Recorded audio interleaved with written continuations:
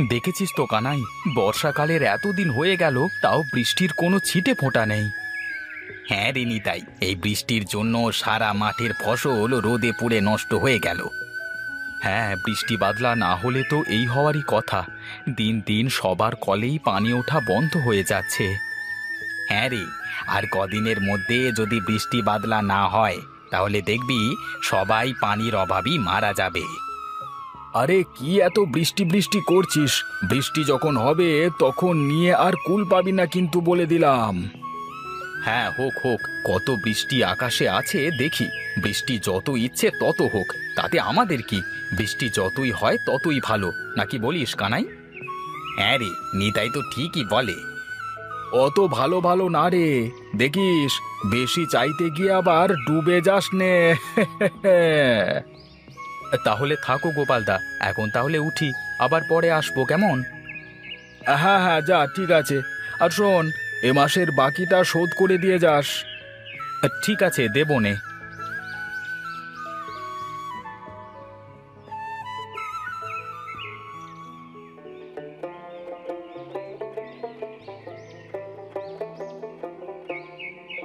কোথায় গেলে গো গিন্নি? বাড়িতে কি আছো? হ্যাঁ, আছি আছি। কি হয়েছে তাই তো বলবা। কই কিছু না তো। তাহলে আবার এত ডাকাডাকির কি আছে? তোমাকে ডাকছিলাম খাবারটা দেওয়ার জন্য। তা কি খাবার দাবার রেঁধেছো? কোত্থেকে আর খাবার রাঁধবো? বাড়িতে এক ফোঁটাও জল নেই। সেই রতনদার বাড়ি থেকে কি জল টেনে এনে রান্না করা যায়? তাও কোনো মতে রান্নাটা করেছি। যাও, তুমি গিয়ে এবার খাবার জলটা নিয়ে আসো। এ কথাটা প্রথমে বললেই তো পারো, এত ঘুরিয়ে পেঁচিয়ে বলবার কি দরকার আছে? দাও, ঘড়াটা দাও।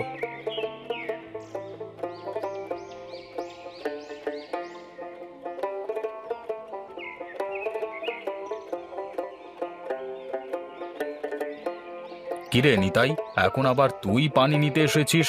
একটু আগে তোর বউ এলো যে। কেন রতনদা, আমি এলে কি কোনো সমস্যা? না রে, কোনো সমস্যা নেই। আয় আয়, আমি ভাবছি পানি যদি অল্প কিছু টাকায় বিক্রি করা হয় তাহলে মন্দ হয় না, কি বলিস? হ্যাঁ হ্যাঁ, তা তুমি ঠিকই বলেছ। এই কলের ফ্রি পানি যদি তুমি মানুষের কাছে টাকায় বিক্রি করো তাহলে কি করে হয় বলো? তুই যাই বলিস নিতাই, আমি কাল থেকে কাউকে টাকা ছাড়া পানি দেব না। আমার কলের পানি ফ্রি কাউকে দেওয়ার মতো নেই। কাল থেকে আসলে টাকা নিয়ে আসবি। ঠিক আছে, তুমি যখন তোমার কলের পানি ফ্রি দেবে না তাহলে তো আর আমাদের টাকা দিয়ে ছাড়া উপায় নেই।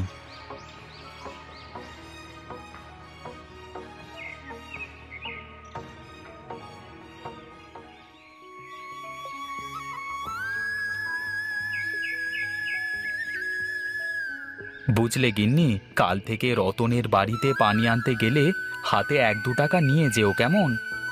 কেন টাকা নিতে হবে কেন? রতনদা একটু আগে আমাকে বলল তার কলের পানি ফ্রিতে কাউকে দেবে না সে। ও মা, রতনদা আবার কি খারাপ লোক গো! তার কল থেকে গরিব মানুষ পানি নেয়, আর সে তাদের কাছ থেকে টাকার বিনিময়ে পানি দেবে? বাদ দাও তো সব কথা, এখন দাও ভাত দাও, খুব ক্ষুধা লেগেছে। ঠিক আছে, তুমি বসো, আমি ভাত বেড়ে আনছি।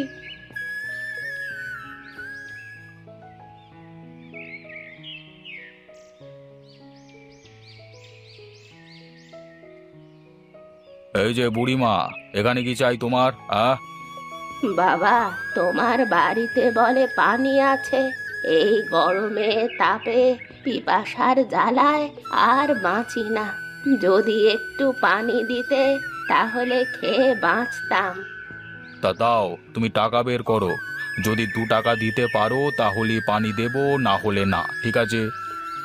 কি বলিস রে বাবা, তোর এই কলের পানি খেতে হলেও আমাকে এখন টাকা দেওয়া লাগবে? হ্যাঁ, তা নয় তো কি।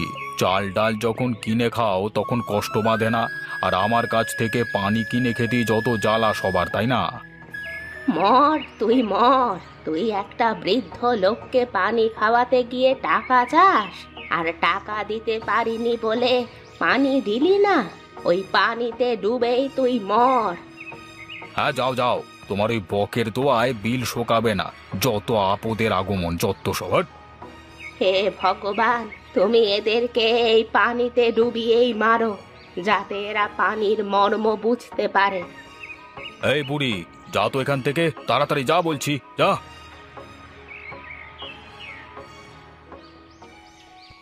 বুঝলে রতনদা, যে পরিমাণে গরম পড়েছে, এর মধ্যে পানি ছাড়া বাঁচাই দুর্লভ।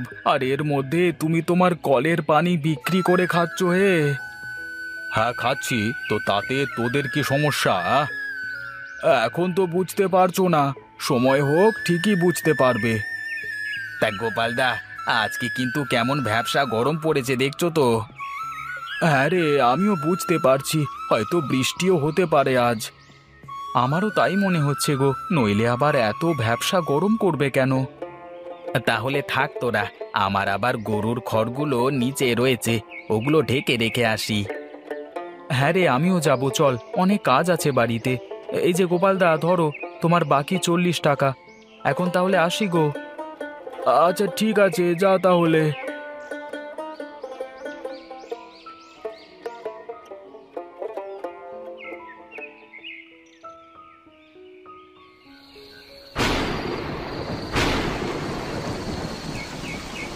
হা, কি শান্তি! কতদিন পরে এমন শান্তির বৃষ্টি হচ্ছে। হ্যাঁ গো, ঠিকই বলেছো। দেখো, কাল থেকে কলে পানি ওঠা শুরু করবে। হ্যাঁ গিন্নি, কাল থেকে আর ওই রতনের কলে যাওয়া লাগবে না। হ্যাঁ, তা না হয় বুঝলাম, কিন্তু কাল যদি এত বৃষ্টি হয়, তাহলে তুমি কাজে যাবে কিভাবে? পাগল নাকি? বৃষ্টি কি সব সময় হয় নাকি? বৃষ্টির ভাব দেখেছো? মনে তো হয় না যে এত সহজে থামবে। যা হয় পরে দেখা যাবে, এখন ঘুমাও তো।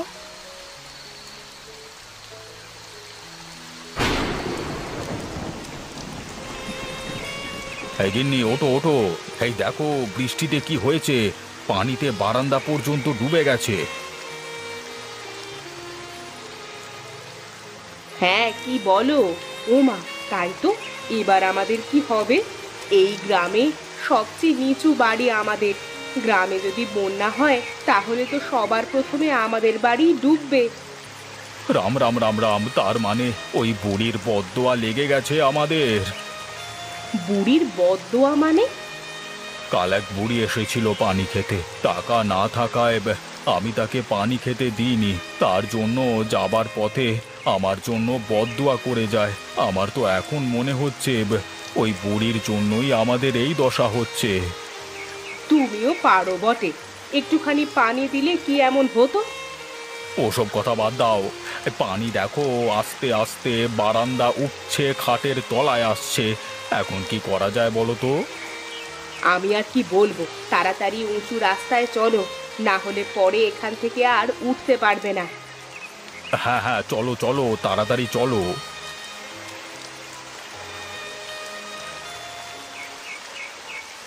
কোথায় গেলে গো গিন্নি? এই দেখো, পানি বেড়ে সমান হয়ে গেছে। আমাদের বাড়ি একটু উঁচু জায়গায় বলে অতটা পানি ওঠেনি। ওই দেখো, ওদিকে রতনের বাড়ি হয়তো ডুবে গেছে। হ্যাঁ, তাই তো দেখছি, ঠিকই হয়েছে। ওরা মানুষের কাছ থেকে পানি বিক্রি করে খাচ্ছিল, এখন আরো পানি বিক্রি করতে পারবে। থাক গিন্নি, এমন কথা বলে না। বাড়িতেও কিছু নেই, ভাবলাম আজকে তোমাকে বাজারে পাঠাবো, কিন্তু বাইরের যা অবস্থা, বাজার তো দূরের কথা, রাস্তায় যাওয়াও দুষ্কর। তাহলে এখন খাবো কি? দাঁড়াও, এই বন্যায় খাবারের অভাব হয় না। আবার এদিকে হাওরের মাছ উঠবে রাস্তায়, দেখি জালটা নিয়ে গিয়ে দেখি কিছু পাওয়া যায় নাকি। ঠিক আছে, সাবধানে যেও।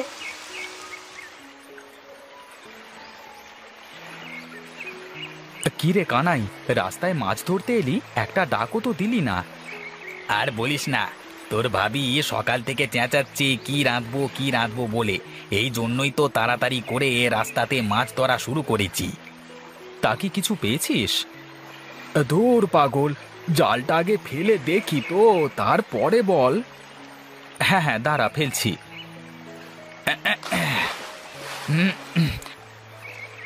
আরে বাহ, এই জাল ভরে মাছ উঠছে যে! এভাবে কক্ষেপ দিলে পারে তো হাঁড়ি ভরে যাবে। হ্যাঁ রে নিতাই, মনে হচ্ছে হাওরের সব মাছ এসে রাস্তায় জমা হয়েছে। হ্যাঁ রে, আমার হাঁড়ি প্রায় ভরে গেল। দাঁড়া, বাড়িতে এগুলো রেখে দিয়ে আসি, পরে আবার আসবো নে।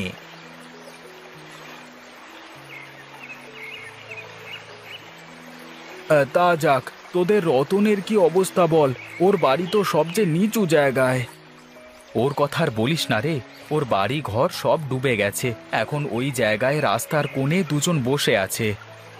হ্যাঁ রে, একদম ঠিক হয়েছে ওদের। এমনটি বলতে নেই, তাও আবার না বলে থাকতে পারছি না। গরিব মানুষের কাছ থেকে পানি নিয়ে টাকা নেয়, তাহলে বল ওদের ছাড়া আর কাদের এমন হবে? আমাদের তো যাই হোক উঠান পর্যন্ত পানি উঠেছে, তাও তো আমরা রান্না বান্না করে খেতে পারছি। হ্যাঁ রে, তা তুই ঠিকই বলেছিস, ওদের অমন কাজ করাটা ঠিক হয়নি। আচ্ছা থাক তাহলে, আমার মাছ মারা শেষ, আবার পরে আসবো নে মাছ ধরতে, কেমন? ঠিক আছে, যা তাহলে, আমিও যাই, কেমন?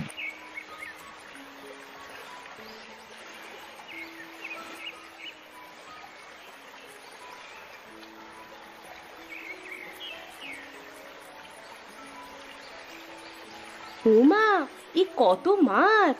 এত মাছ কোথায় পেলে গো তুমি? কোথায় আর পাবো, আমাদের রাস্তায় তো মানুষ মাছ মেরে হাঁড়ি ভরে ফেলছে। কি বলো, রাস্তায় মাছ ধরে? রাস্তায় মাছ ধরে এই প্রথম শুনলাম আমি। তাহলে চলে এলে কেন তুমি? হাঁড়ি ভরে গেছে তাই চলে এলাম। আচ্ছা ঠিক আছে, তুমি এগুলো রান্না করো, আমি খেয়ে দিয়ে আবার যাচ্ছি। আচ্ছা ঠিক আছে, তুমি বসো, আমি তাড়াতাড়ি গিয়ে রান্না করে আনছি। কি গো, এভাবে আর কতক্ষণ রাস্তাঘাটে দাঁড়িয়ে থাকবো দুজন? কি আর করব বলো, বাড়িটা বন্যায় সম্পূর্ণ ডুবে গেল। এখন কোথায় যাব আর কোথায় থাকবো সেই চিন্তাই তো করছি।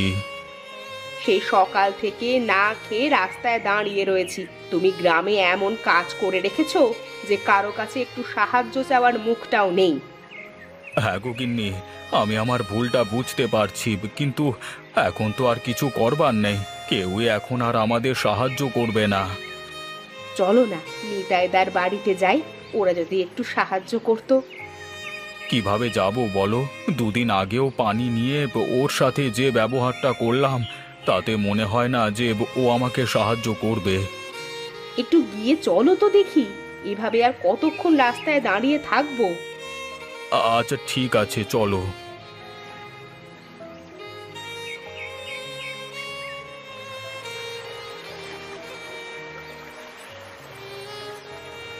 কিরে নিতাই, বসে বসে কি করিস?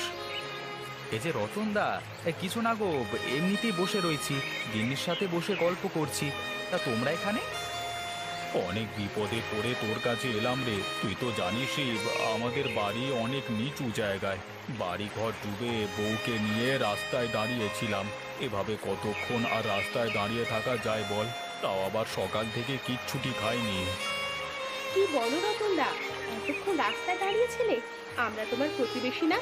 এসো বৌদি, দুজনে উঠে এসে এখানে বসো। হ্যাঁ রতনদা, পানিতে আর দাঁড়িয়ে থেকো না, উঠে এসে বসো। দেবী, যাও গিয়ে আর একটু বটি নিয়ে আসো, দুজনে মিলে মাছগুলো কুটে ফেলি। আচ্ছা ঠিক আছে বৌদি, আনছি।